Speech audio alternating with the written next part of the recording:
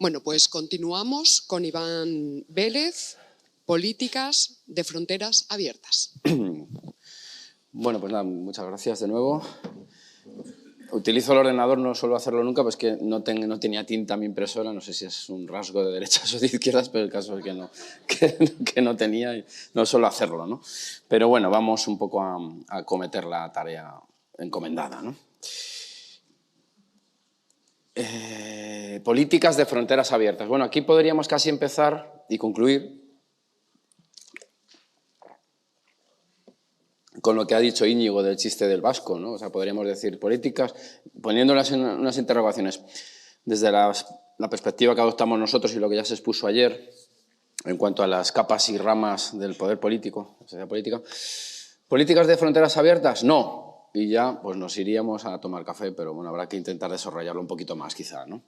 Entonces, quiero decir que políticas de fronteras abiertas supondría la aniquilación del Estado que tomara esa decisión, y si por contagio de algún modo el resto de Estados hicieran lo mismo, lo que se borraría es todo el mapa de colorines que hemos conocido toda la vida, el mapa político, ¿no? Y tendríamos una sociedad universal, cosa que es imposible, o que solo sería posible, ya metiéndonos en posibilidades extrañas, ¿no? Pues teniendo como contrapunto una sociedad extraterrestre que de momento creemos que no existe, o no tenemos, no sé si Iker Jiménez los ha descubierto ya, pero creo que no. Entonces, bueno, políticas de fronteras abiertas, no. Por muchos motivos, pues por motivos económicos, pues la famosa capa basal de la que hablábamos ayer tiene unos recursos limitados. Por motivos incluso espaciales, no cabemos, si estamos hablando de España, evidentemente en España no cabe toda la humanidad, físicamente, ¿no?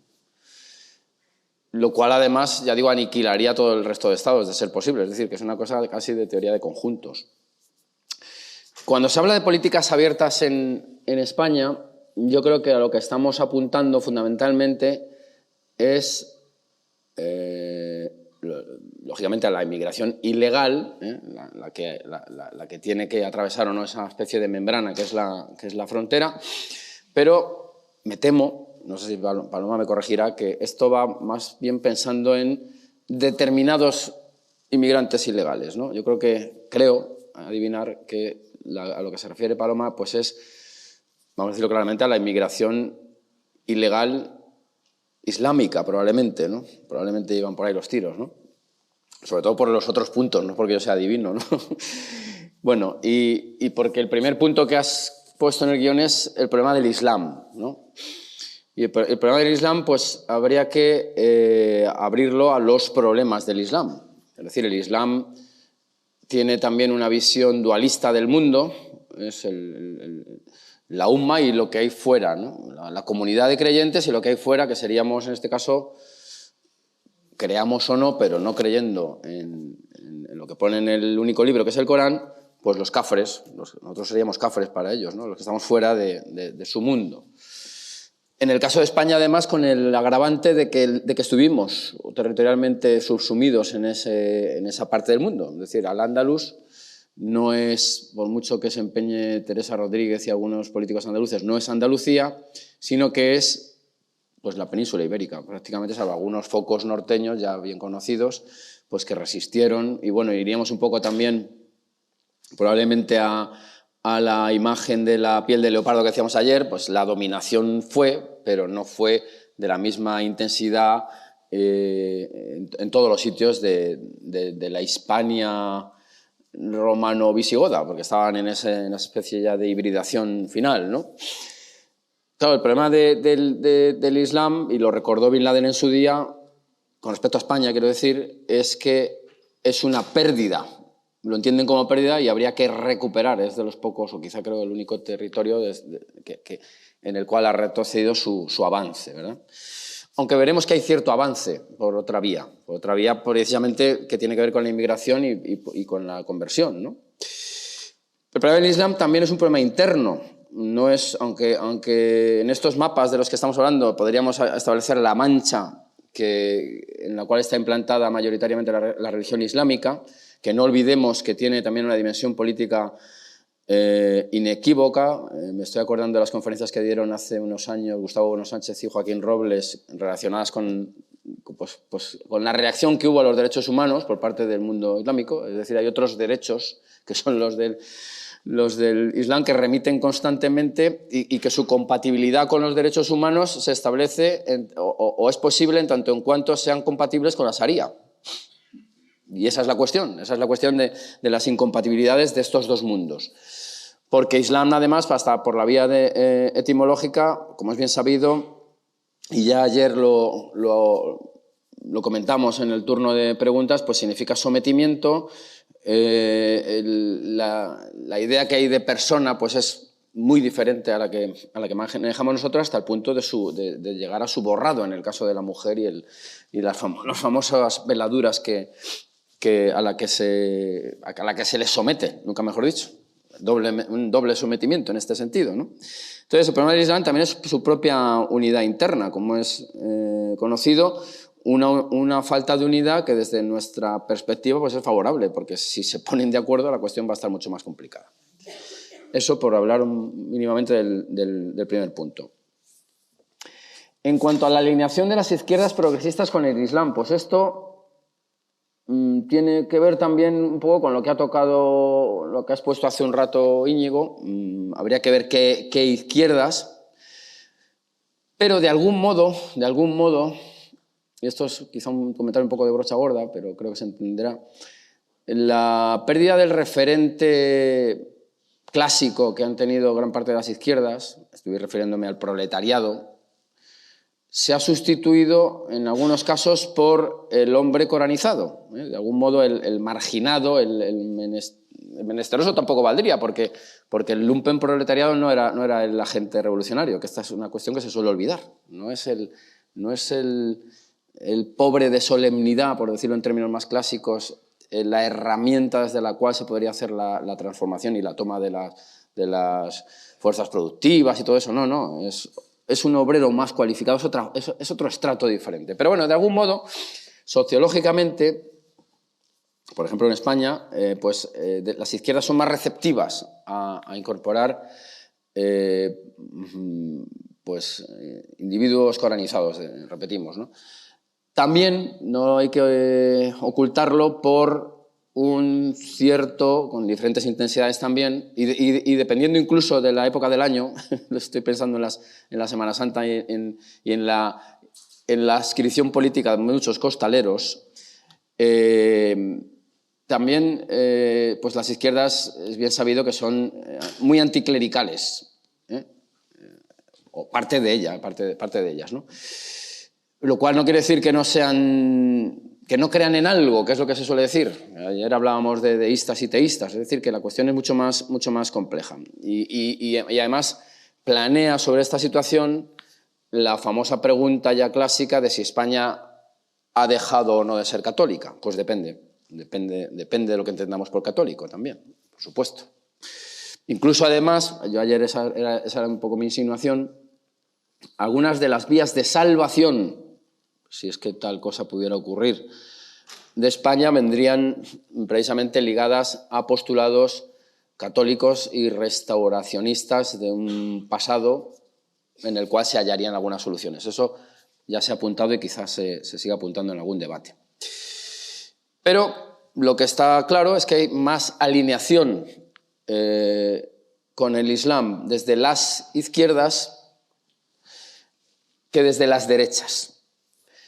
Hasta el punto de que incluso se ha establecido una especie de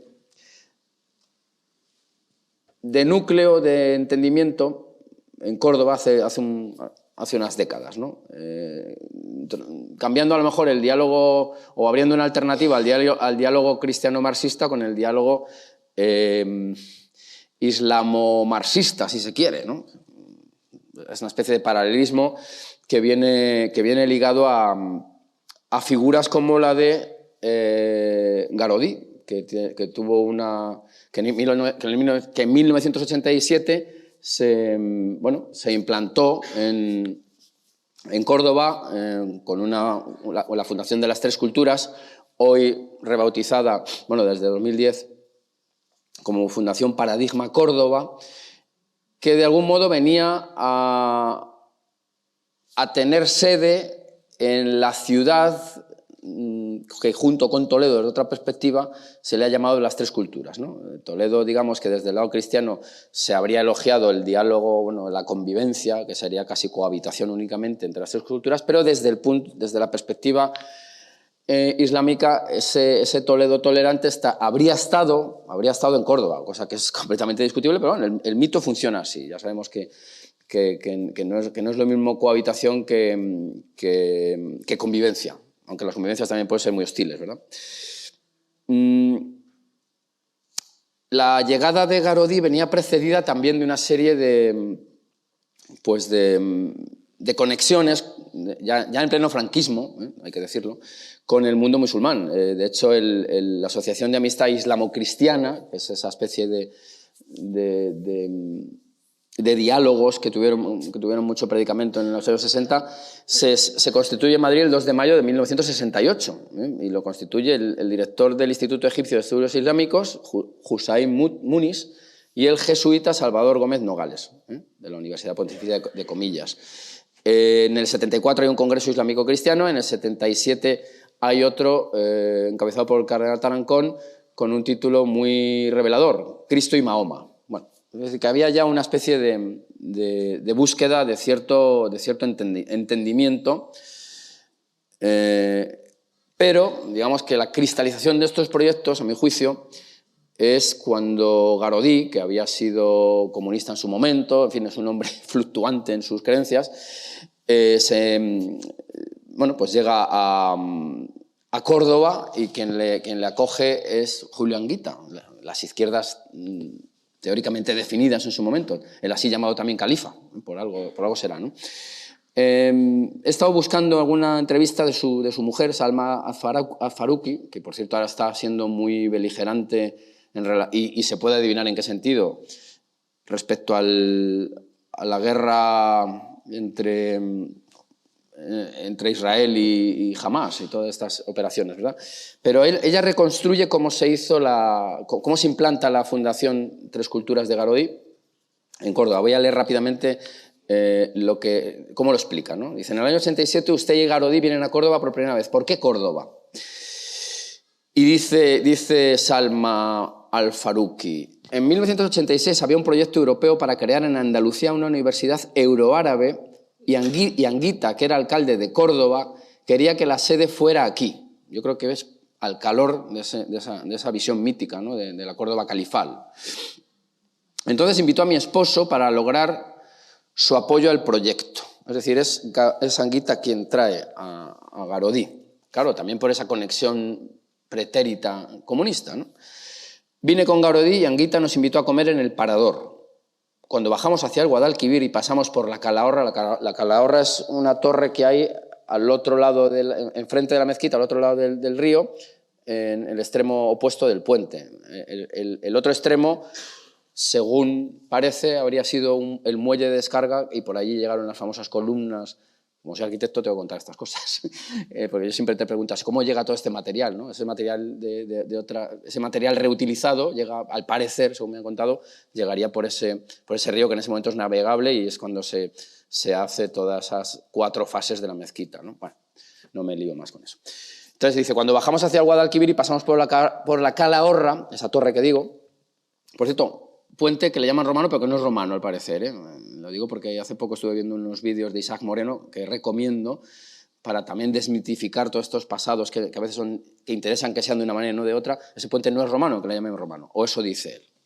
Bueno, eso es una anécdota que no tiene mayor importancia, pero la torre sigue ahí, ¿eh? Cuando bajamos hacia el Guadalquivir y pasamos por la Calahorra, Anguita dijo: si quieres esta torre te la doy. Así como suena. Garodí le había dicho que el proyecto de la Universidad Euroárabe era un proyecto político y él no quería saber nada de política. Cuando además esto es una contradicción, porque el propio Islam tiene una dimensión política inequívoca. Vamos, ahí sí que la separación entre trono y altar, si la hubiera, pues no existe, ¿no? Sí, pero le dijo: si tú me das Él no quería saber nada de política, dice, pero le dijo, si tú me das cualquier edificio, te puedo hacer un museo que subraye, esto dice Garaudy, la Córdoba del siglo VIII al XIII. Es decir, el periodo de esplendor califal. El 13 es cuando se produce, en 1212, la batalla de Nasralla de Tolosa, es cuando ya empieza el colapso final. Dice, y Anguita se animó mucho con la idea. Fuimos a visitar la Calahorra y era un museo de armas muy feo. Claro, habría armas medievales de la Reconquista, seguramente, ¿no? Cuando se presentó el proyecto por escrito al ayuntamiento, fue aprobado por toda la municipalidad, unanimidad, es decir, hasta qué punto aquí se desdibuja esta identificación entre derechas e islam y viceversa. Aquí hubo unanimidad. Fue aprobado por toda la municipalidad y fue cedida a la Calahorra por 49 años. Si mis cálculos no fallan, allí seguirá la fundación hasta 2036. Y le pregunta también, dice, ¿por qué le interesaba a Gaudí al-Ándalus? Aunque dice que no le interesaba, en realidad sí le interesaba, ¿no? Dice al-Ándalus, no Córdoba, al-Ándalus, ¿eh? Porque Córdoba ha sido en la historia un ejemplo de convivencia, dice su esposa, su viuda, y no solamente de irradiación de cultura. Cuando los musulmanes vienen de Damasco, tienen en cuenta que hay una civilización anterior y se benefician de ella. Y esto es cierto, claro. De todo lo que es romano, visigodo y cristiano. Es decir, está hablando ya de la convivencia, claro está. Dice, introducen el Islam y el idioma árabe para que toda la gente entienda qué dice el Corán. Bueno, bla, bla, bla, bla, bla, y bueno, no me voy a enrollar más. Alineación, volvemos, alineación del Islam con las izquierdas. Bueno, pues si ustedes van a Andalucía, yo que me he tirado allí 3 años trabajando, los últimos 3, los hitos cristianos, voy a dar 2 anécdotas, están, los hitos que tienen relación con las conquistas cristianas, quiero decir, están completamente saboteados, y lo digo claramente, por las izquierdas realmente existentes con escaños. Por ejemplo, si ustedes van a la toma de Granada, el día 2 de enero, a Granada, efectivamente, ellos sacan el tremolar del pendón que se hace desde el ayuntamiento, verán que hay un grupo, el año pasado, este año no he ido, pero el anterior sí, y el anterior también, un grupo, porque aquello lo acordonan, y hay una ceremonia muy vistosa y tal, con la banda municipal, el ejército, es decir, las instituciones clásicas, y verán que hay un grupo pues abucheando y con banderas, la bandera de Blas Infante con la Cruz Roja, o sea, con la Estrella Roja, perdón, Cruz no, Estrella, y saboteando porque no hay nada que celebrar. Es un poco parecido a lo que ocurre el 12 de octubre, donde pasa lo mismo, pero digamos también, bueno, pues enfrentándose a la apertura imperial hacia el Nuevo Mundo y el descubrimiento de América, ¿no? Que por cierto también se niega, pero bueno. Ese día se ve claramente las alineaciones. Es curioso porque en su momento, buscando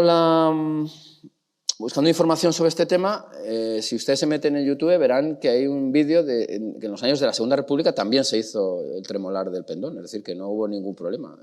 Es decir, en el periodo teóricamente idílico de la historia española, esos 5 años que son prácticamente un paraíso para algunos, pues se mantuvo esa tradición. Otro ejemplo.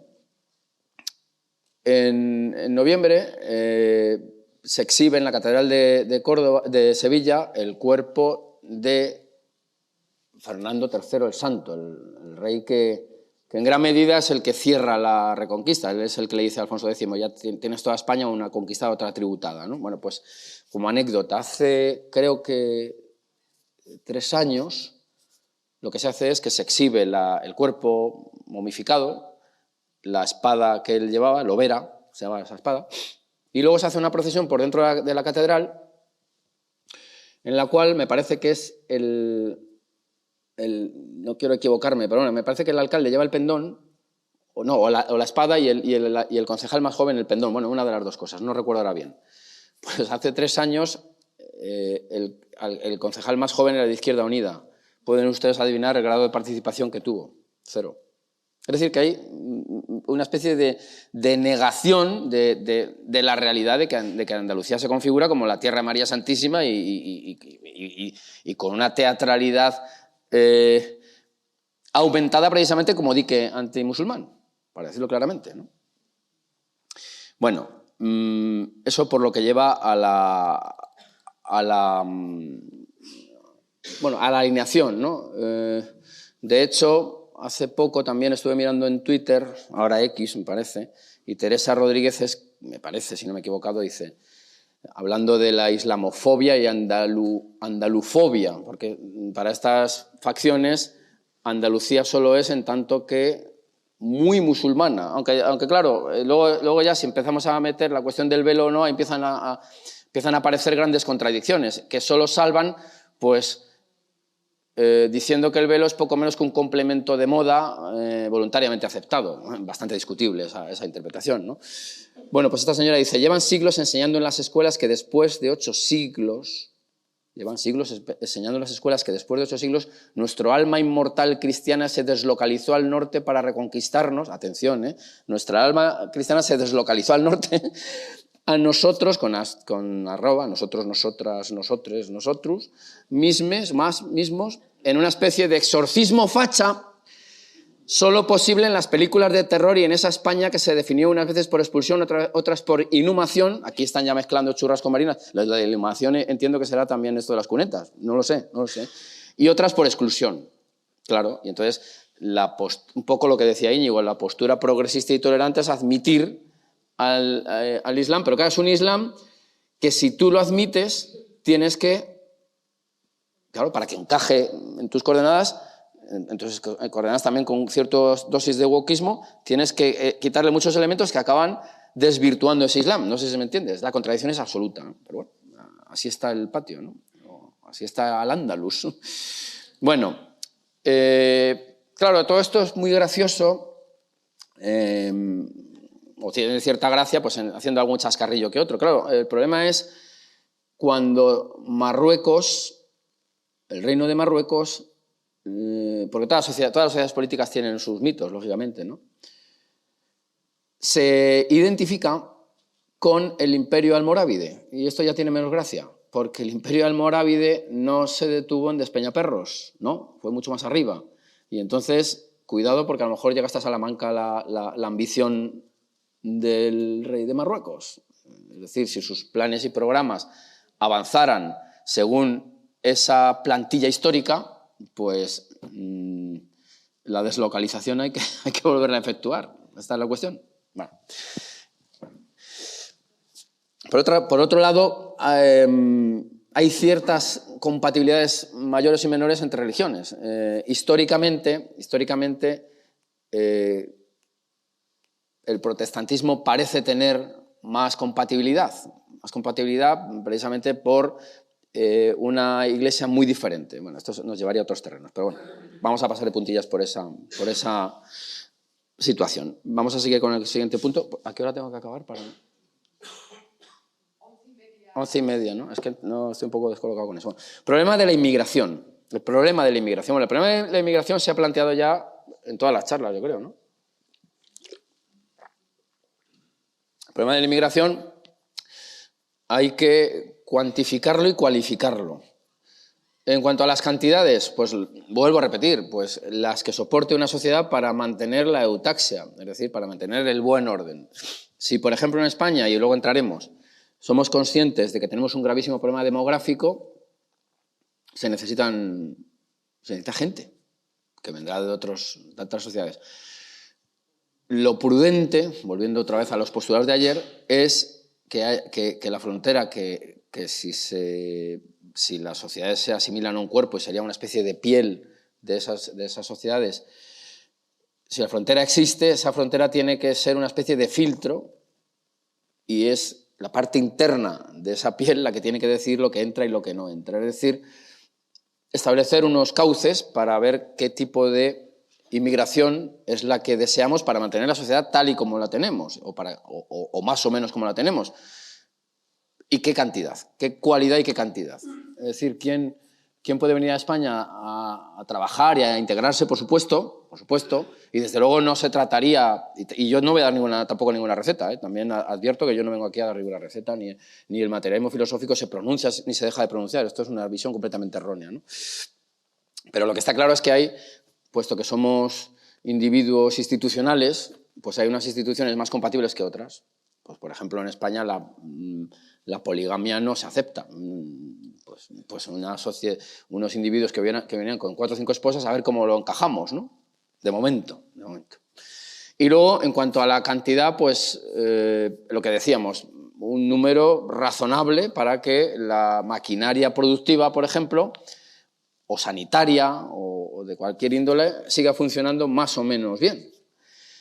Pero claro, y me parece que era Carlos Madriel que hablaba de las cifras, no sé si era Carlos, ¿no? De las cifras que han llegado a Canarias, ¿no? Claro, no es lo mismo que lleguen 1.000 todos los fines de semana, que probablemente tampoco serán 52.000 al año, y ya veríamos si eso es asimilable, a que vengan 10.000. Claro, ya las cifras son absolutamente descabelladas en algunos casos, ¿no? Y sí que es cierto que desde las izquierdas, en muchos casos, pues se habla de que ningún ser humano es ilegal. Claro, pero es que los seres humanos, voy a decir una cosa que no se escandalice nadie, no existen. Aquí no hay seres humanos, aquí lo que hay es españoles, franceses, etcétera, etcétera. No hay seres humanos neutros, ¿no? Entonces, claro que son ilegales en el sentido de que entran en otro estado de derecho, si se quiere, en otra nación que tiene sus leyes, ¿no? Y si no las cumples, pues estás en situación ilegal, ¿no? Lógicamente, ¿no? Claro, la vía por la que, las dos vías por las que está entrando esta inmigración son Ceuta y Melilla. Yo he tenido oportunidad de ir a unas cuantas ocasiones a esas fronteras, que son, y lo voy a decir claramente, usadas casi como una llave de paso por parte del Reino de Marruecos. A veces se aumenta la presión, a veces hay más flujo o menos flujo, ¿no? Y ahora parece ser que se estarían desplazando a Canarias. Se habla también de una invasión. Se habla también, por supuesto, de una sustitución poblacional que podrá llevarse a cabo, lógicamente. Hay que hablar también de algo que se encubre, yo creo, bajo ropajes humanitarios, pero que conducen casi al diagnóstico y a la etiqueta de las redes de tráfico, así de claro. O sea, las ONG, o sea, a mí no me cabe en la cabeza que tú remolques un barco más cerca de la costa de salida que de la de llegada. Eso es una completa anomalía, ¿no? Y luego los efectos políticos que puede tener una inmigración descontrolada, ya no solamente para cuestiones de seguridad o de impacto en el mundo laboral, pues no nos engañemos. La posibilidad de que exista un quintacolumnismo. Esto parece un diagnóstico muy tremendo, pero ¿estamos seguros de que no puede haber una reorganización de diversos colectivos que estén más vinculados a la sociedad de referencia que a la sociedad en la que están? Teóricamente integrados. Eso es mucho suponer. Porque las posibilidades de que surjan los famosos lobos solitarios o los grupos terroristas o algo más gordo están ahí. Y ahora veremos una posibilidad, si me da tiempo, ¿no? Por dar un par de cifras para que veamos la magnitud. Si mis datos son buenos, en el 2022 la inmigración ilegal ascendió a 31.000 individuos, en el 23 56.000, y yo creo que ahora estamos en unas cifras mayores. ¿Cómo sabemos quiénes son esos 52.000 personas que están entrando? ¿Cómo lo sabemos? Pues no lo sabemos, lo sabremos, quizá. Bueno, pasemos al siguiente punto. DNI, nacionalidad. Aquí, punto muy polémico. Este ha traído mucha amiga, ¿no? Mucho debate, ¿no? Porque yo creo que el DNI es el documento que acredita tu nacionalidad, en este caso. Documento nacional de identidad. Es decir, da unos datos que te identifican, ¿no? Pero yo creo que aquí, y yo no soy partidario ni muchísimo menos de una idea de España esencialista, en absoluto. España no es una sustancia eterna. Si lo fuera, pues habría que despreocuparse con Puigdemont y con ETA. Pues, como esto es eterno, nadie lo va a destruir. No, aquí hay unas amenazas evidentes, explícitas, que hay que combatir si queremos que la sociedad española, la nación española, perviva. La nación española no se pierde en la noche de los tiempos. El hombre de Atapuerca, por decir un ejemplo así muy burdo, no era español. Viriato tampoco, lo siento. Y garantía de que España exista en el año 3100, pues no hay ninguna. Sinceramente, ninguna. Lo que hay que hacer es tratar, si creemos que es un bien que hay que conservar, pues de que se mantenga. ¿Qué ocurre entonces? Pues que la conexión entre DNI y nacionalidad yo creo que no deja de ser en gran medida un formalismo jurídico. Un formalismo jurídico. Sobre todo pensando en estas nacionalizaciones que se están haciendo, que son muy amplias, muy grandes, muy grandes. Que yo creo que se están haciendo en algunos casos, se sospecha que con intereses electoralistas, tiene una lógica desde la perspectiva egoísta de un partido político, pero es más discutible que tengan, que sean positivas para el cuerpo de la nación. Y yo creo que aquí lo que habría que cuestionarse es la distinción entre la nacionalidad y los permisos de residencia. A lo mejor sería mucho más prudente establecer permisos de residencia y limitar la concesión de nacionalidades. Esto es un tema muy polémico, yo lo voy a dejar simplemente planteado. Por ejemplo, el año 2024, que acaba de en el año 23, parece ser que el número de nacionalizados, lo leí otro día en una noticia, son 240.000 personas. Es un colectivo muy amplio, ¿no? Es un colectivo muy amplio, que tiene, ya digo, una operatividad electoral, es decir, a quién le agradezco, creo que se me entiende, el otorgamiento del DNI, pero los efectos a largo plazo ya los veremos.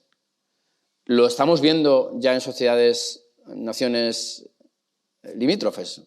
La famosa Francia con sus franceses. Hay mucha queja, ahora que hablaba Íñigo de fútbol. Son todos negros en la selección francesa. Bueno, es que son franceses en ese sentido, son ya de varias generaciones. Ahora bien, ¿su vínculo es con Francia? No siempre.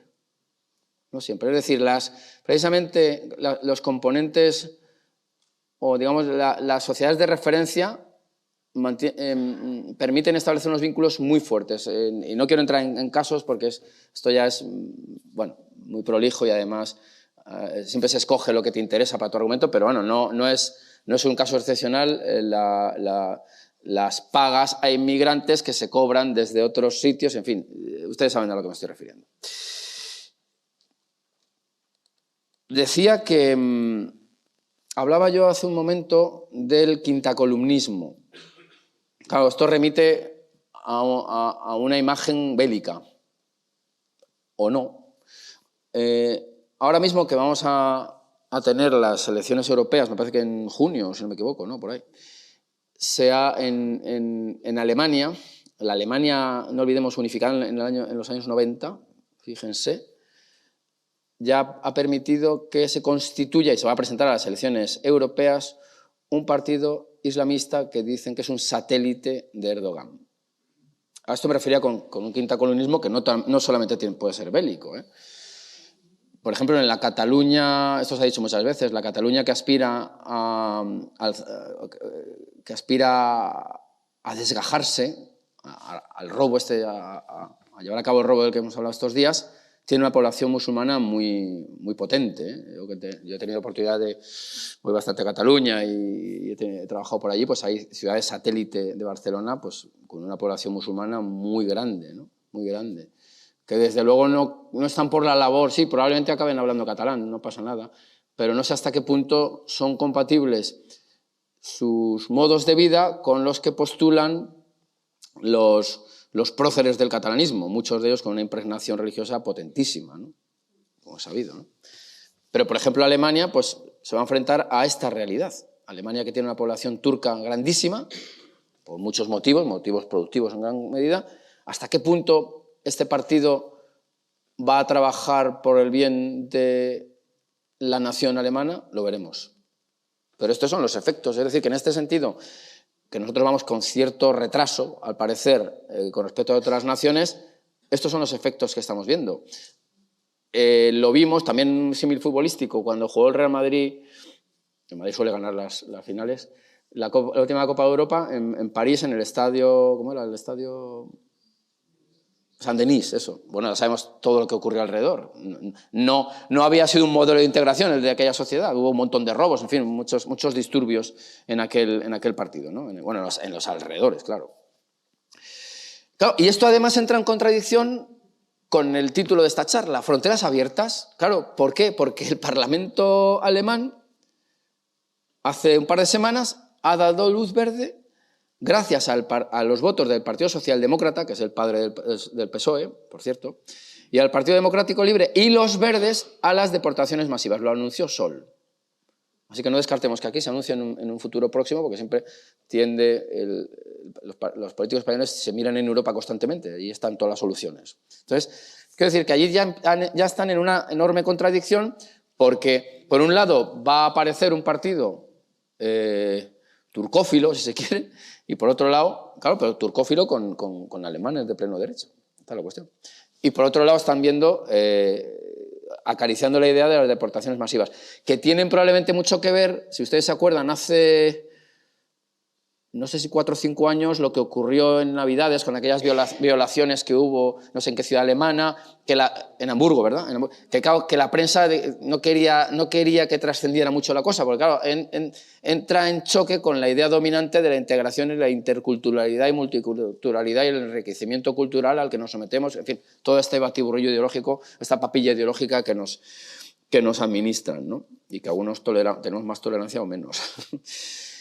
Claro, y se están planteando la ampliación del periodo de detención de migrantes ilegales que pase de 10 a 28 días. Por no hablar, y ahora que veo ahí a don Carlos Madrid, de la alternativa británica, ¿no? Que es llevártelos a Ruanda. Es decir, que aquí el discurso va por un lado, los hechos empiezan a ir por otros. Y esto no es un asunto de xenofobia, creo yo. Quiero decir que es un asunto de compatibilidades y de números y de cantidades. Bueno. Porque además aquí se opera esta especie de choque entre la idea de multiculturalismo, visto como solución a todos los males. Yo que ya soy un poco viejo, me acuerdo en los años 90, vienen a enriquecernos culturalmente. Yo que vivía en Lavapiés, más o menos, claro, y allí se ha demostrado que, salvo en casos muy puntuales, los diferentes grupos se mantienen estancos. Esa especie de miscelánea no se ha llevado a cabo. Incluso lo que hay es muchas veces reyertas entre diferentes grupos, vamos a llamar identitarios, ¿no? Claro, frente a la visión, ¿cómo llamarla?, de tolerancia plena, con algunos ajustes que habría que hacer, pues yo qué sé, la ablación del clítoris vamos a intentar atenuarla, es que eso no encaja muy bien, ¿no? Y otra serie de cosas, estaría la otra, ¿no? La de una especie de cultivo de un etnocentrismo que también, por cierto, ha salido en estas charlas. Se hablaba ayer de a ver qué hacemos con el teorema de Pitágoras. Eso ya no tiene ningún vínculo con una cultura concreta, eso ya trasciende lo cultural, ¿no? Pero sí que es cierto que en un mundo donde hay un mercado cada vez más amplio y personalizado, el cultivo de las señas de identidad diferenciales abre más mercados. No sé si se me entiende. Y entonces ahí nos enfrentaríamos a, y ya remito a la obra de Bueno, porque aquí se trata también de leer, claro, la idea de tolerancia, ¿no? La idea de tolerancia que, como decía muchas veces Bueno, en este caso, tolerar es ofender. Es decir, que la tolerancia presupone la idea de intolerancia. Y aquí ya es donde hay que establecer alguna parametrización, palabra que está muy de moda también, ¿no?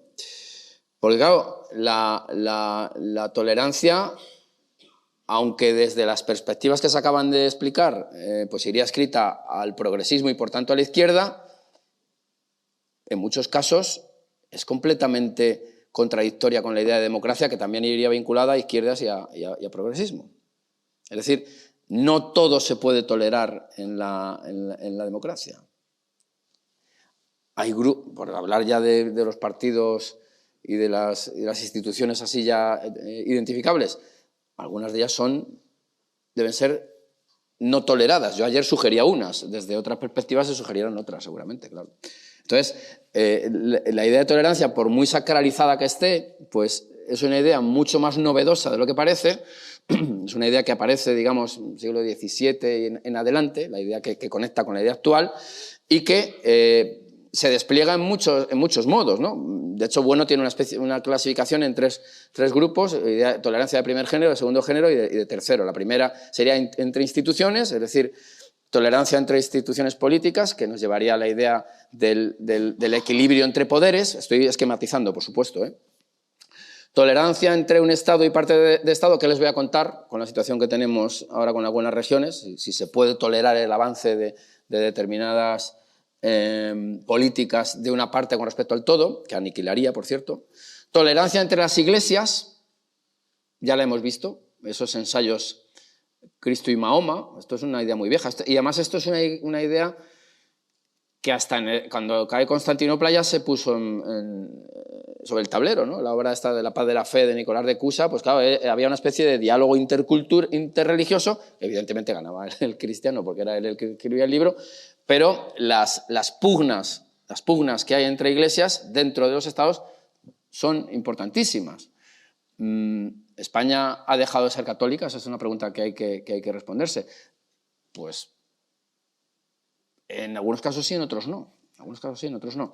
En España lo que sí que es cierto es que, por ejemplo, ayer que se hablaba de los gitanos, el evangelismo ha crecido mucho, que es una forma de protestantismo.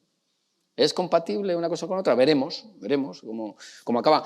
La cuestión o el crecimiento de los musulmanes, de una religión, por cierto, en su esencia incompatible con el cristianismo. Es que estas cosas se quieren obviar por la vía de lo sociológico, pero si nos vamos a las cuestiones esenciales, no hay manera ocupas tú el espacio o te lo ocupan, así de claro, ¿no? Entonces, bueno, pues la idea de tolerancia es ahí donde encuentra sus grandes dificultades con este choque entre iglesias. Tolerancia entre el Estado y la Iglesia, pues también esta es una muy importante. ¿Hasta qué punto la Iglesia puede condicionar políticas o no? Desde el punto de vista más coloquial de las izquierdas actuales, el franquismo siempre les gusta mucho decir nacionalcatolicismo. Nacionalcatolicismo. Frente a ellos, que sería pues plurinacional agnosticismo, algo así sería la contraposición, porque esto es una cuestión siempre de ciertas dualidades así muy simplonas en gran medida, ¿no?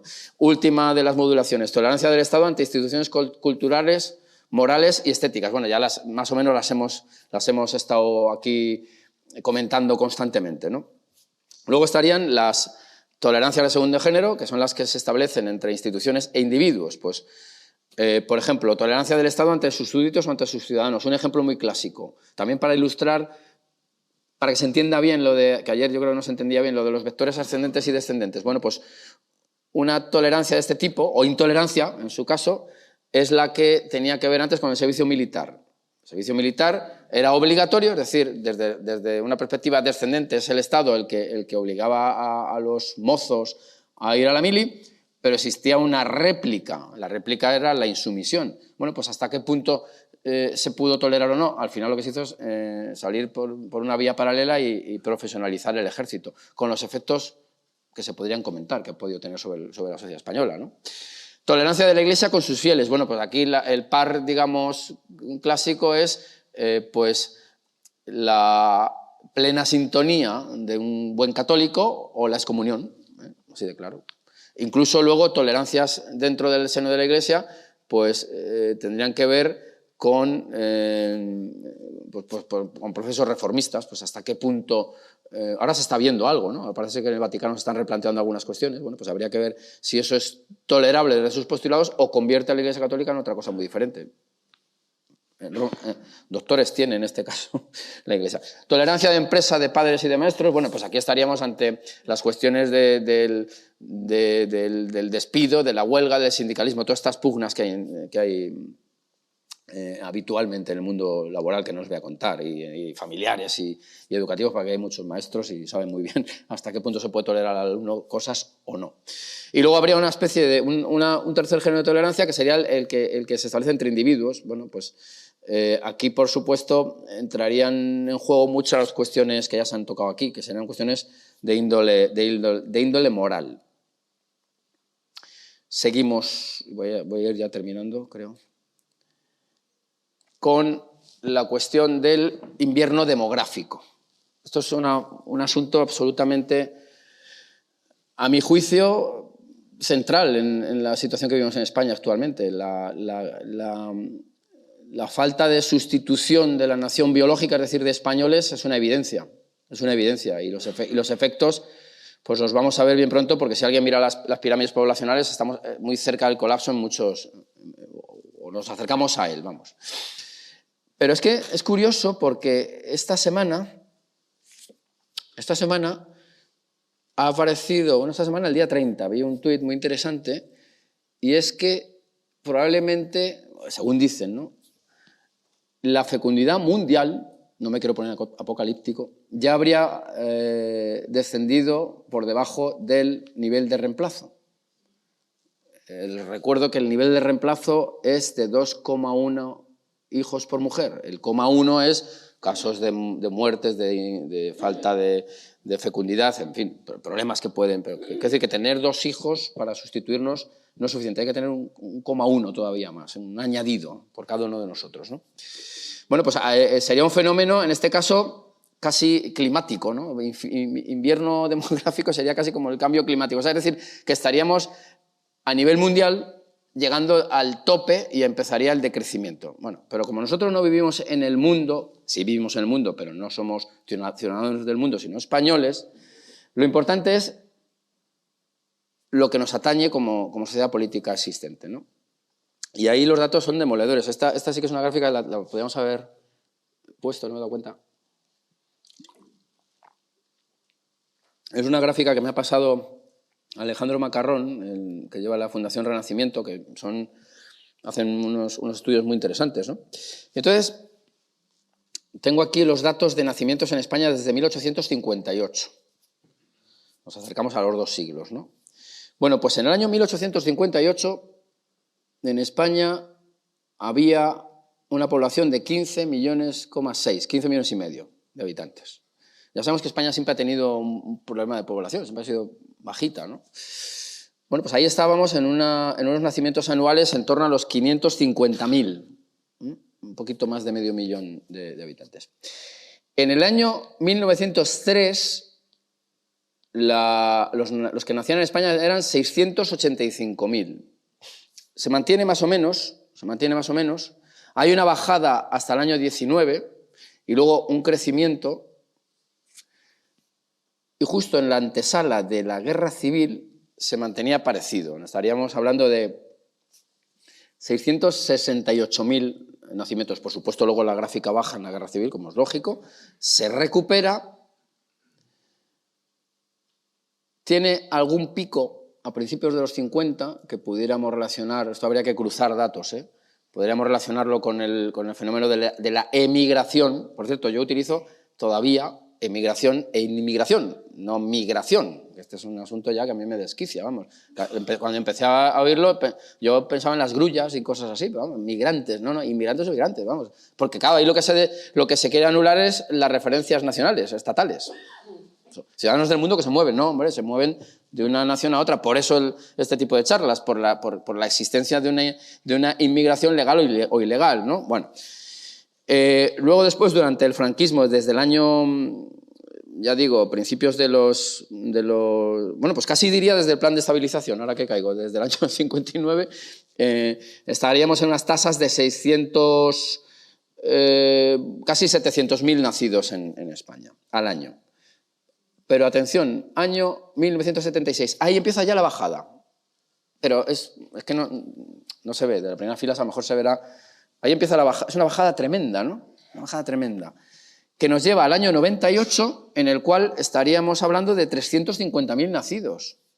Luego hay un pequeño repunte, que yo creo que tiene que ver también precisamente con cierta inmigración en la cual se cifraban las esperanzas de muchos políticos. No, ellos tendrán los hijos que no tenemos. Esto se ha dicho muchísimo, de una manera, bueno, que en fin. Pero lo curioso, es que no se ve, pero lo curioso es que las 2 curvas aunque tiene más pendiente en el crecimiento de nacidos que cesa en la crisis del 2008, en la cual estamos todavía inmersos, aunque no lo parezca, sí que ahí los inmigrantes tenían más hijos, pero luego las otras dos, desde ahí, o sea, sería así, es decir, la pendiente de los inmigrantes sería más acusada, pero luego las dos ya discurren paralelas, en descenso. Es decir, que esta especie de tabla de salvación que vendrían a ser los inmigrantes, porque tendrían más hijos, pues tampoco es garantía en absoluto. Yo no sé si porque se contagian, si queremos, de los vicios nuestros, pero es cierto que no. Atención al dato, Año 2022, que es el último. Ya sabemos que yo tampoco entiendo por qué. Si alguien me lo puede explicar, me gustaría saber por qué el Instituto Nacional de Estadística va con tanto retraso muchas veces, con la inmediatez que llevan otras cosas. Pero bueno, el último dato que tenemos es del año 22, con una España que tiene casi 48 millones de habitantes. Atención, porque el total de nacimientos de madres nacidas en España, que incluiría ya en este caso hijos de inmigrantes, lo que hablábamos de Francia, está en 232.000. O sea, es un drama completo. Es una situación gravísima, a la cual, por cierto, que yo lo he hablado muchas veces con Alejandro Macarrón, en este caso, que es el que más se dedica, la cual no tiene una razón puramente economicista. Son otras cuestiones, que eso habría que abordarlo. O sea, no es una cuestión relacionada de manera inmediata con la renta per cápita, no. Va por otros derroteros. Y alguien dirá, hombre, vamos a ver, todas estas cifras que tú estás dando, pues se te ha olvidado meter una cosa, y es cierto. El aborto se despenaliza en el 85. Sí, pero es que del 78, que es cuando empieza la bajada, al 85, la pendiente es altísima y se mantiene igual. Es decir, que sí que puede haber sido, y de hecho siempre se dice en números que yo no sé si son ciertos, ¿no?, que son 100.000 al año. Bueno, con 100.000 al año estaríamos en 332.000. Es decir, que estaríamos por debajo de lo que ya había en el 98, cuando ya se llevaban 20 años de despenalización, o sea, 15 años de despenalización del aborto. O sea, que la cuestión es diferente. Y esto ya es otro debate.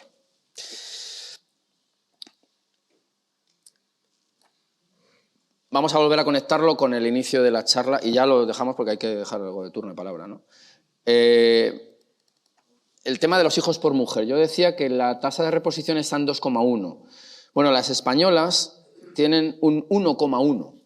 Falta un niño por española. No digo nada, Y luego los datos que he obtenido son también bastante reveladores. La tasa de nacimiento más alta que hay en España la dan las pakistaníes, con 3,38 hijos. Seguida del África subsahariana, musulmana, que estaría en 3,23. Y aquí siento decepcionar a alguien que habrá pensado, bueno, nuestros hermanos hispanos, pues no, esa no va a ser el aporte poblacional. Porque de América, la tasa que tengo yo aquí, de nacimientos de hispanoamericana, están en 1,04, es decir, por debajo incluso de la española. O sea, que esto es verdaderamente revelador. Tiene su lógica también, Muchas mujeres vienen solas, las condiciones no son propicias, pero veremos cómo se transforma todo eso. Por último, voy a dar solamente 3 datos, y ustedes que saben de matemáticas mucho más que yo los relacionan, y con esto cerramos, si les parece, la cuestión y hago un mínimo comentario, ¿no? La inseguridad ciudadana, que era otro de los puntos que ponías ahí. Y esos son datos, datos del Sistema Estadístico de Criminalidad del Ministerio de Interior. El número de inmigrantes que hay en España, al parecer, digo todo al parecer porque las cifras muchas veces pueden ser discutibles, pero son las que yo voy encontrando por la red, ¿no? Estaríamos hablando de un 12% de inmigrantes en España. Son los que cometen el 32% de los homicidios, el 39% de las violaciones y el 47% de los robos con violencia. los marroquíes y argelinos están implicados en 4 veces más delitos penales que los españoles. Y hago ya un simple comentario final. Siempre hemos dicho, y lo mantenemos, que la compatibilidad de los españoles con los hispanoamericanos es evidente, ¿no? El idioma, muchas costumbres. Ojo con el avance del evangelismo ahí, en esas sociedades. Ojo, ojo. Pero ojo también con situaciones que estamos empezando a ver en España. Situaciones que tienen que ver con la violencia estructural de algunos estados hispanoamericanos. Y me estoy refiriendo a las famosas maras, aquí llamadas, y aquí somos un poco tramposos. Nos gusta mucho decir hispanoamericanos, pero ¿qué apellido le ponemos a las bandas? Latinas. Bueno, nada más, con eso cierro. Gracias.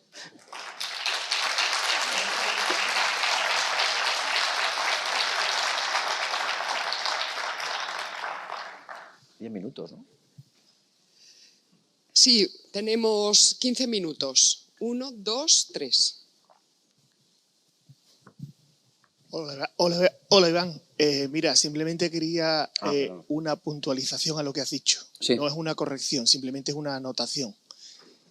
Me da la sensación de que las hispanoamericanas no tienen los hijos aquí porque vienen ya a una edad en la que los han tenido ya allí. Sí, sí, también. Y sus hijos se quedan allí. Y la que viene aquí, cuando viene después se trae a los hijos que ya han nacido allí.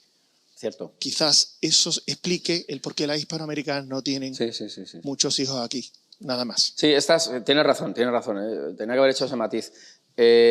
Las condiciones que he dicho no son propicias, se me ha olvidado decir que ya los tienen. Sí, probablemente sea esa la... Y las hijas las hijas que nacen aquí ya se educan aquí con la eso me mentalidad refería. de aquí y ya son. Sí, a eso me refería.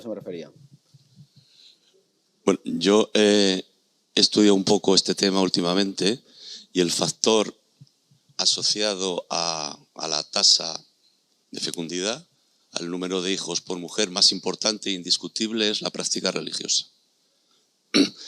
Hasta tal punto que hay un libro que se titula explícitamente así, los Amis, bueno, los religiosos heredarán la tierra, y en Estados Unidos los cálculos demográficos apuntan a que en el siglo XXII la población mayoritaria en Estados Unidos serán los Amis.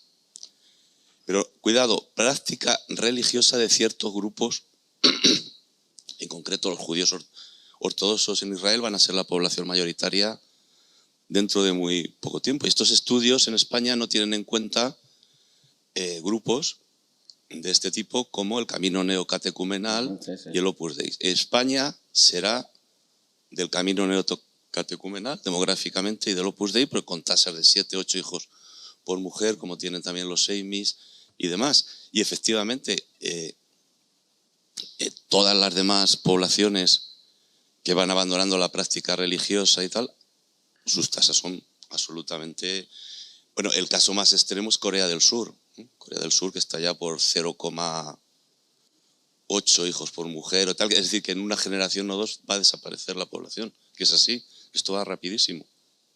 También en China, por ejemplo. El enorme problema que hay en China. Sí, bueno, yo he conocido mucha gente del camino neocatecumenal, los vulgo kikos, ¿no? Sí que tienen muchos hijos, bueno, pues bien. Estamos ya. Sí, gracias Iván. Yo quería hacer una pregunta, pero sobre el sustrato profundo del fenómeno, es decir, los elementos intencionales que provocan esta situación. Y a tal efecto hay hechos objetivos. Yo estuve en Juntas Generales de Álava en el año, ya ni me acuerdo, del 2000 al 2007 y allí suscitábamos, yo estaba en nombre de Unidad Alavesa, pero ahí el Grupo Popular estaba de acuerdo con nosotros, de que había un efecto llamada evidentemente provocado desde la esfera política, es decir, que se quería eso. Sí, sí. Este fenómeno en el que estamos era un elemento provocado e intencionadamente provocado. Entonces, claro, ahora la pregunta subsiguiente es ¿para qué y por qué? Es decir, porque un elemento provocado lleva detrás una intencionalidad política. Si no, Esto se tenía que haber cortado hace tiempo y hay factores y posibilidades de haberlo hecho. Y está claro en esta legislatura que la manga ancha es a la vista clarísima, incluso de una manera delictiva. Porque una de las funciones del Estado es proteger sus fronteras y no hay fronteras, es que literalmente no las hay, los traen en aviones, es que es obvio. Entonces, bueno, pregunta conspiranoica, porque, bueno, pregunta conspiranoica, plan Kalergi, ¿existe el plan Kalergi, sí o no? Porque parece ser que, claro, la pregunta es no sabemos, pero es que en Europa ha pasado, ahora ya no, ahora están retrocediendo, ¿verdad? Pero en Europa ha estado pasando durante décadas esto, a sabiendas de que esto iba a pasar. Y sabían perfectamente que el efecto llamada iba a pasar. Tanto es así que, bueno, yo tenía padres en mi instituto, al preguntarles ¿por qué está usted en el paro? Pues que cobro de la RGI más que me pagan en cualquier profesión. Bueno, profesión lógicamente manual, ¿no? Construcción, tal. Entonces, ¿para qué voy a trabajar? Entonces, claro, el efecto llamada ha sido, iban a Vitoria, una ciudad conservadora, tradicional, provinciana, en autobuses organizados. Eso lo he visto yo. Entonces, aquí pasa algo. ¿Y qué pasa? Bueno, pues yo vuelvo a decir lo mismo que dije ayer de la masonería. Yo no tengo datos. Ni estoy implicado tampoco, tampoco estoy implicado. Si lo estuviera tampoco lo podría decir, insisto. Vamos a ver, pero no estoy, O sea que, pues hombre, yo no sé si hay un plan mundial. Yo no soy dado a estas conspiraciones porque, claro, ¿dónde está, digamos, la sala de mandos? Es que siempre, y bueno, ¿y quién? Es muy raro que un tío tenga tanto poder. Bueno, no sé, no soy partidario. En este caso soy como el vasco del chiste, ¿no? Pero bueno, en algunos casos esta canalización de cierto tipo de inmigración se sabe por qué es. Por ejemplo, en el caso catalán, los catalanistas ya sabemos que el elemento central del catalanismo, la herramienta de división, es el idioma. Por cierto, ya ha salido una noticia en Baleares que han echado a 800 enfermeras por no tener un nivel de catalán alto. Gracias, Partido Popular, por estas medidas tan patrióticas. Sí, porque es que es increíble, ¿no? Entonces, ¿qué ocurre? Pues que es bien sabido que en Cataluña se favoreció el inmigrante musulmán, porque es que un señor, ¿cómo le vas a decir tú a un colombiano que habla como tú? No, mira, no hables español. En España, claro, hombre, yo me acuerdo que estuvo en contacto con nosotros, con la escuela, Manuel Llanes, el mexicano. Claro, se fue a hacer el doctorado a Barcelona y el hombre estaba estupefacto, ¿no? Dice, vamos, vengo yo de Sonora hablando español y aquí todo en catalán. Era una cosa verdaderamente delirante. Bueno, entonces, Manuel Llanes no va a pasar por el aro, porque no va a dejar de hablar español. Pero un marroquí, ¿por qué no va a hablar catalán? Son los nous catalán, además, les han dado hasta una etiqueta, ¿no? ¿Qué ocurre? Pues que eso, además, en muchos casos es mano de obra barata y en muchos casos, y es compatible con ser baratos, caen dentro de redes clientelares. Y eso al poder le viene de perlas. Es decir, oye, si tú dependes de mí, poca contestación voy a tener. Yo es la única, hasta ahí llego. Yo ya si hay más planes mundiales hechos en oscuros gabinetes, yo como no he estado en ninguno, no lo sé. Ni pienso ir. Hola. Hola. Bueno, enhorabuena primero por la exposición, Iván. Y bueno, yo quería preguntarte, es que creo que ha salido aquí a relucir un problema, al menos de manera implícita, porque tú has dicho que el DNI, pues hoy en día es un formalismo, un mero formalismo. Entonces, claro, aquí surge el problema, creo yo, o el problema, no sé si filosófico o político, de qué es ser español. Ya. Claro, como, quiero decir, ayer lo hablaba con Carlos y bueno, estábamos, llegamos a la conclusión de que había que preguntártelo a ti también un poco. Ah, sí. Y yo creo que ha surgido y es bastante conveniente. Y claro, ¿cómo definimos un poco qué es ser español si el DNI es un formalismo sin caer en el mito de la cultura? Porque, claro, aunque sociológicamente sea muy conveniente exigir a la gente que venga aquí pues ciertas exigencias para que se asimile, ¿no? Y que esto no sea Francia. Básicamente que no se creen guetos, que no aumente la criminalidad. Pero claro, surge el problema de qué es ser español. Porque yo, por ejemplo, yo soy de España, yo he vivido todavía aquí, hablo español, soy ateo, pero si me convierto al Islam, claro, si hay criterios étnicos, pierdo, por así decirlo, pierdo españolidad, se establece un gradualismo, no sé si me he hecho entender. Sí, es un asunto complejísimo, claro. Pues, por ir despejando incógnitas, ser español obliga a no ser otra cosa, me explico. Es decir, ser español, si eres lo que he insinuado yo aquí, una especie de quinta columnista de otra nación, pues es una condición que ha de quitársete, evidentemente, ¿no? O sea, si estás trabajando para otros, ¿no? Efectivamente. O sea, ser español, más que cuestiones identitarias, yo creo que tiene que ver con esa idea, con la idea de mantenimiento de esta sociedad, y desde luego no se pueden incorporar alegremente colectivos tan grandes que tú no sabes cómo van a funcionar en el futuro. Por eso yo, más que ser español, lo que haría es poner muchas cautelas, o sea, más que ser español, perdón, esto de otorgar el DNI, por eso decía el formalismo jurídico, es que si mañana viene un inmigrante de donde sea, sin ningún tipo de vínculo con esta sociedad, y le das el documento y de algún modo ha entrado ya y ya está en español como tú, desde una perspectiva jurídica, es un riesgo enorme para la sociedad que tenemos, si es que queremos seguir teniéndola, claro, que esta es otra. Si hemos llegado ya a un nivel de nihilismo que nos da igual 8,80, pues somos ciudadanos del mundo, y es que tampoco hace falta el DNI en ese caso, ya da igual, ya ni DNI. Entonces yo creo que la cuestión está en establecer unos filtros prudentes. ¿Dónde pones el límite? Ahí es donde surgen ya todas las dudas, ¿no? Porque es verdad que hasta dónde llegas el identitarismo, ¿no? Que es un poco el riesgo de este tipo de debates, ¿no? Porque, claro, la idea de España no es unívoca. Y no quiero decir como Zapatero, discutida y discutible, ¿eh? Pero, por ejemplo, claro, desde una perspectiva estatal, yo creo que es más asumible, voy a decir claramente, un ateo que un musulmán.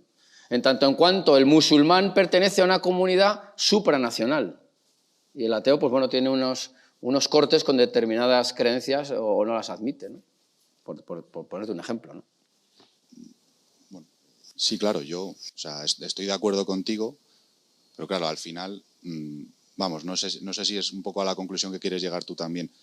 El ser español tiene que ser sí o sí, ¿no? Algo político, sí. Aunque se establezcan y se tengan que establecer, de hecho, filtros culturales que estén, digamos, funcionando para la eutaxia.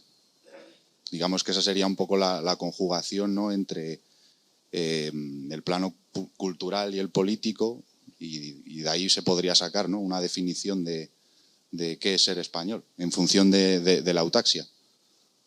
Es que yo lo veo desde un plano estrictamente político también. O sea, pero claro, el plano político no está desconectado del resto de la realidad. Es decir, que hay cuestiones, como tú bien dices, culturales, que se hacen incompatibles con el mantenimiento dentro de la sociedad en la que estás.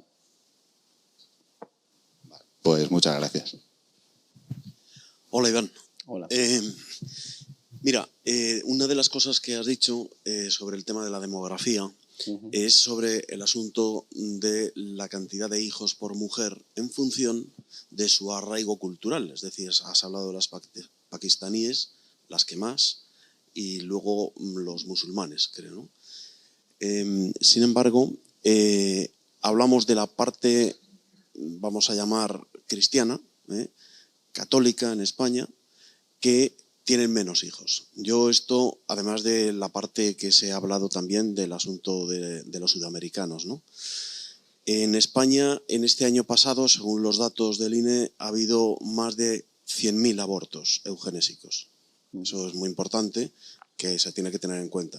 Curiosamente, seguramente son precisamente esta parte cristiana católica la que aborta, y cuando digo católico estoy hablando de una catolicidad cultural, no practicante, ¿eh? A diferencia de la musulmana, que es fundamentalista y que por supuesto ni se menta el tema del aborto, porque ni se produce, ¿no? Esto, y aquí es donde viene la tesis pregunta, ¿no?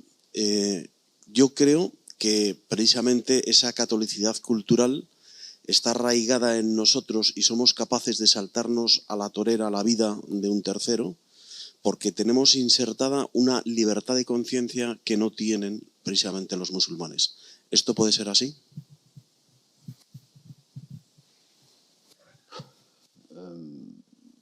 No sé qué decirte, libertad de conciencia. O sea, yo no creo que los abortos serían fruto. O sea, la libertad de conciencia propiciaría que hay más abortos. ¿Te entiendo bien? ¿No? ¿Eso es lo que estás insinuando? No sé. Sí, efectivamente. De hecho, si los musulmanes ni abortan ni se lo plantean es porque no tienen esa libertad de conciencia. Ellos no pueden elegir, ahora voy a abortar pues porque no me interesa voy a responder citando a Bueno. Entonces, el que apele a la conciencia hay que decirle que su conciencia es una mierda. Como dijo una vez. Bueno, claro, vaya libertad de conciencia, ¿no? Pues, no sé qué avance tenemos con eso, ¿no? Desde un punto de vista ético. Teniendo en cuenta las distinciones que se establecen dentro del materialismo filosófico entre ética y moral, ¿no? Vaya libertad de conciencia, ¿eh? Pero bueno, que quizás... No, yo más que libertad de conciencia lo que creo que es una carencia de planteamientos éticos evidente. Que quizá tengas razón en el sentido de que el musulmán no se lo plantea porque está como medio teledirigido, ¿no? Pero claro, si el avance en ese caso concreto, el avance liberal consiste en que tú decidas matar al feto porque es incompatible con tus altísimos planes de vida ya diseñados por ti en tu mismidad, pues vaya castaña, ¿no? Bueno, buenos días. Una pregunta. Antes de hacer la pregunta, quería felicitar a Paloma y a su gente la organización de estos encuentros. Imagino que es bueno decírselo porque hoy es difícil reunir a más de 100 personas, salvo que sean los Rolling Stone. Entonces, bueno, enhorabuena, Paloma. Vamos a ver, yo quería hacer alguna reflexión sobre la inmigración y comisión de delitos. Creo que eso no nos hace ni fascistas, ni republicanos, ni demócratas cristianos. No. Nos hace racionales, porque es conveniente saber qué relación hay inmigración y la comisión de delitos y, donde voy, ciertos delitos. Por ejemplo, hemos hablado de África subsahariana. Los africanos subsaharianos tienen un porcentaje mínimo de comisión de delitos contra las personas. Es decir, delitos de violencia física, lesiones, homicidios, asesinatos, violaciones, en España es un porcentaje insignificante. Puede haber más porcentaje en delitos contra la salud, es decir, la distribución de droga, que no la organización. Entonces, quería preguntarte por los condicionantes, creo que se ha dicho algo, culturales y sociales a la hora de practicar la violencia. Yo creo que eso no nos hace fascistas plantear eso. Es decir, y además ese condicionante social y cultural se puede dar también en España, aunque obvio que en otras regiones del mundo pues la violencia está mucho más arraigada, la violencia contra el tercero, contra el que tiene otra cultura, otra religión.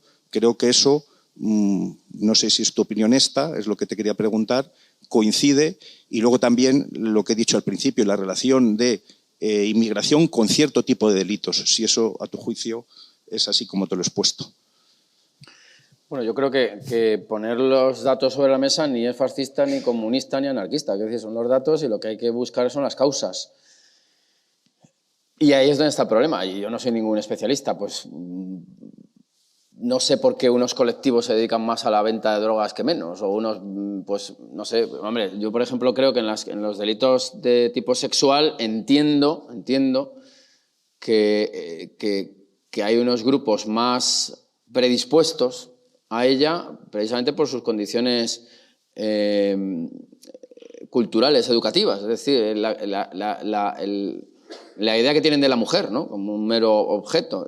Por cierto, eso enlazaría otra vez con el otorgamiento más o menos riguroso de los DNIs. Claro, es que, claro, si las famosas manadas estas de las que se está hablando, pues claro, si estadísticamente se detecta que es un colectivo más que otros, pues hay que tener más vigilancia con ellos, muchísimo más. Y si ese colectivo es extranjero, pues hay que sopesar hasta qué punto es conveniente que puedan estar solo para trabajar o darles todos los derechos como españoles. Pero vamos, yo creo que el tema de los datos es que están ahí, o sea, ni eso no es nada, son datos que hay que conectar con las causas, y eso ya compete más a expertos que a mí. Creo. Muy bien. Bueno, pues no, ya no tenemos. Dejadla para el final, insisto. Nos vamos a un descanso de 45 minutos. A las 12:15 tenemos una breve presentación del último libro de Fajarnés. Así que hasta las 12:15.